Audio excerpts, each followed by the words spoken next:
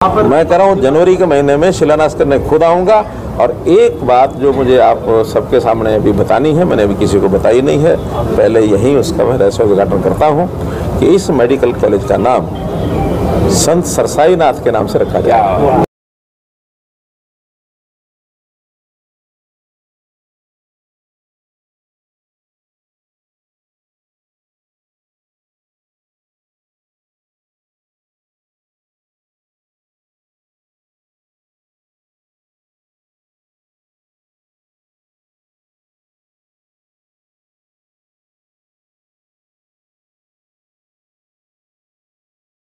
ठीक है ना?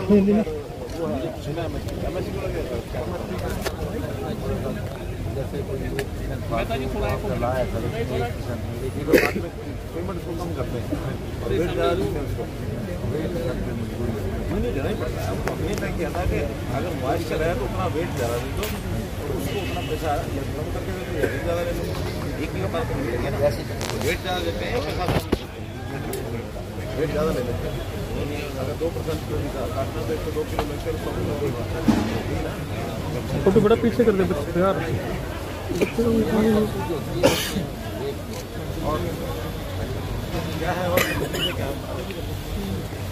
आज सिरसा शहर का मेरा दिन भर का ये दौरा रहा है। संयोग ऐसा बना कि सबसे पहले तो मेरे थोड़े संबंध भी बने हुए हैं। हमारे जो राधा स्वामी सत्संग बाबा गुरविंदर सिंह जी ढिल्लो, उनके साथ एक बार मिलना हुआ। उन्होंने बताया था मुझे कि 29 तारीख को उनका एक सत्संग कार्यक्रम है, तो उनके दर्शन किए।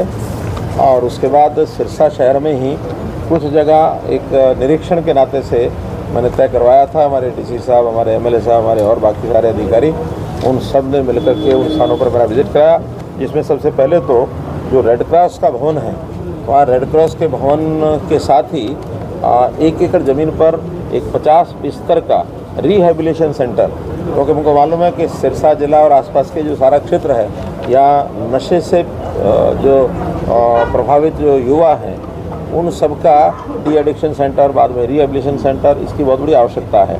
तो उसमें सबसे पहले तो उस रिहेबिलिटेशन सेंटर की मंजूरी मैंने दे दी है। कितना 1 एकड़ ज़मीन इसी सब का है हमारे रिहेबिलिटेशन सेंटर का 1 एकड़ कितना? हाँ, तो रेड क्रॉस के भवन की बैक साइड में 1 एकड़ ज़मीन उसके लिए मंजूर कर दी है। बाद में मेडिकल कॉलेज जो पहले से घोषित है, उसकी जगह वो आज मैंने प्रत्यक्ष उसको देखने के लिए कहा था, उसका निरीक्षण किया है। अच्छी है, हाईवे के ऊपर समझो बाईपास के ऊपर वो स्थान है, 25 एकड़ समथिंग है, वो ट्रांसफ़र हो चुकी है और उसका जो फाइल वर्क है वो पूरा हो रहा है। मैं आशा करता हूँ कि दिसंबर के आखिर में अथवा जनवरी फर्स्ट वीक में उसका शिलान्यास जो है, इसके करने की स्थिति जब बन जाएगी तो उसका शिलान्यास भी आकर के किया जाएगा। साथ ही जो यहाँ का जो सरकारी अस्पताल है, वहाँ डी एडिक्शन सेंटर बना हुआ है, जो 20 बेड तो पहले से जो ऑलरेडी हॉस्पिटल चल रहा है उसके अंदर रिजर्व किए गए थे, जिसमें 25 अभी भी ऐसे युवक वो एडमिट हैं। वो भी मैंने देखा है, जाकर कुछ लोगों से बातचीत भी की है। स्वाभाविक है कि ऐसे जो लोग हैं, जब उनका डी एडिक्शन सेंटर में इलाज होता है तो वो स्वाभाविक अपनी कुछ बातें याद भी करते हैं। उनसे सहानुभूति पर व्यवहार करके बहुत सी बातें यानी पूछी जा सकती हैं, कौन सप्लाई करता है, कौन उनको देता है, तो सब बातें वो बताने के लिए भी तैयार होते हैं। हमने डिप्टी कमिश्नर को कहा कि अपने एसपी साहब को कहा कि इन सब चीज़ों को भी सप्लायर तक पहुंचने की हम कोशिश करेंगे, ताकि सप्लाई चेन बंद हो जाए तो आगे कुछ ना कुछ इस चीज़ पर रोक लग सकती है। साथ ही वहाँ एक नया और एक 20 बेड का डी एडिक्शन सेंटर वो भी तैयार हो रहा है, बहुत जल्दी वो भी वर्किंग में आ जाएगा, तो वहाँ उसकी भी सर्विस और मिल जाएगी। इसके बाद अनाज मंडी सिरसा में जाना हुआ, वहाँ भी उनकी कुछ तकलीफ़ें थी। मेन अनाज मंडी और साथ में जो एडिशनल अनाज मंडी 2-3 बनी हुई हैं और एक अनाज मंडी और है जो भी विकसित होनी है, उन सब के बारे में जानकारियाँ ली हैं, कुछ निर्णय वहाँ भी करके उनको बताए हैं।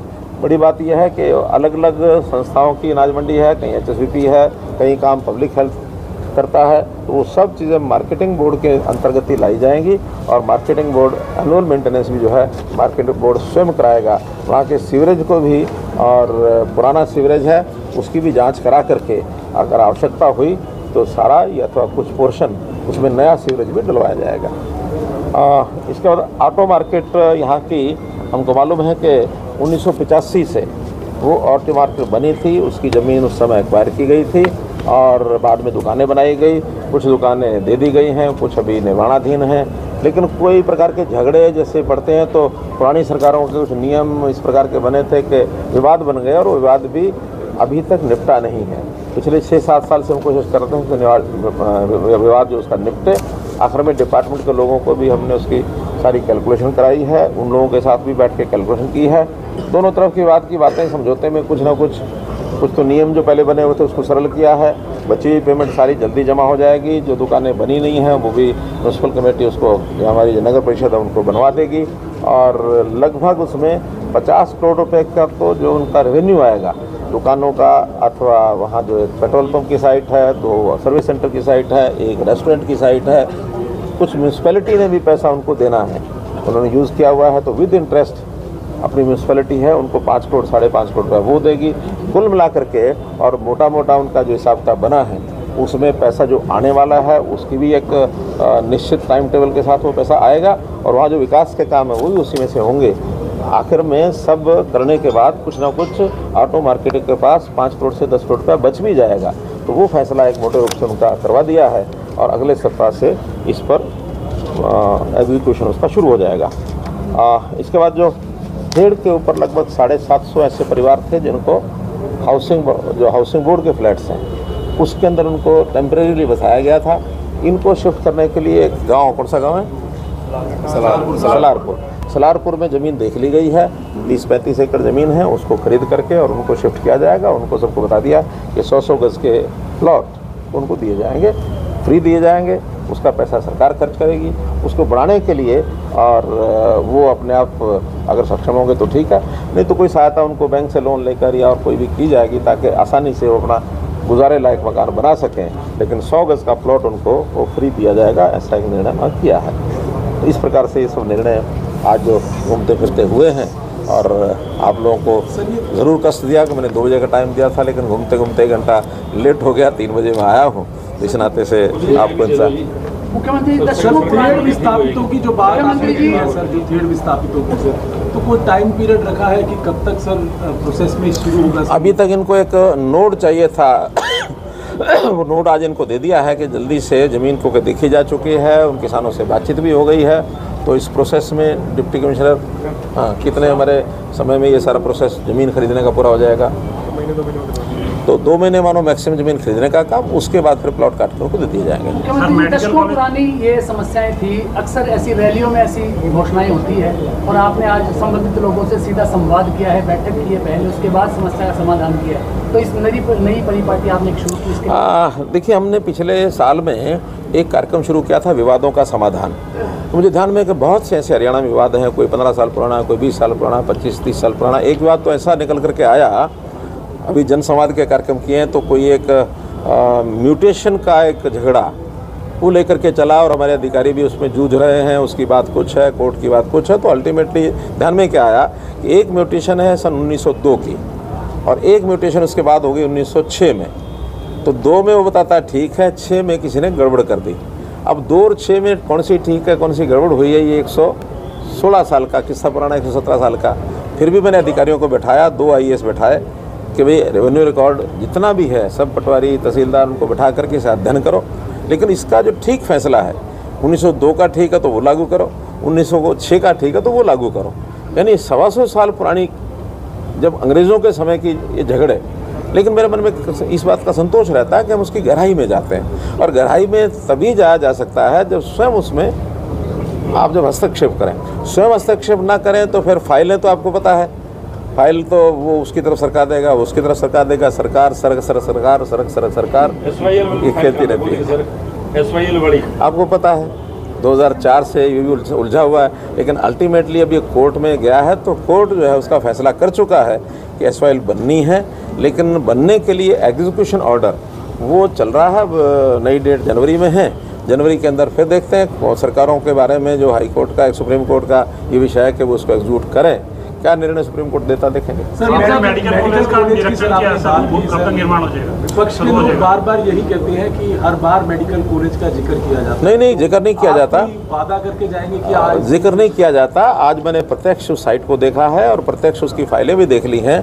जमीन ट्रांसफ़र का विषय था, वो कंप्लीट हो गया है और ज़मीन कंप्लीट होने के बाद उसको लीज पर दिया गया है। पहले ये HIO हिसार की ज़मीन है, तो उन्होंने, चूँकि HIO इंडिपेंडेंट ऑटोनोमस बॉडी है, उन्होंने MER के नाम उसको लीज पर कर दिया है और वो कंपनी भी तय हो गई है, HLL हाँ, कंपनी तय हो गई है, जिसने उसका सारा डिज़ाइन बनाना है, जिसने उसका टेंडर डॉक्यूमेंट को तैयार करना है।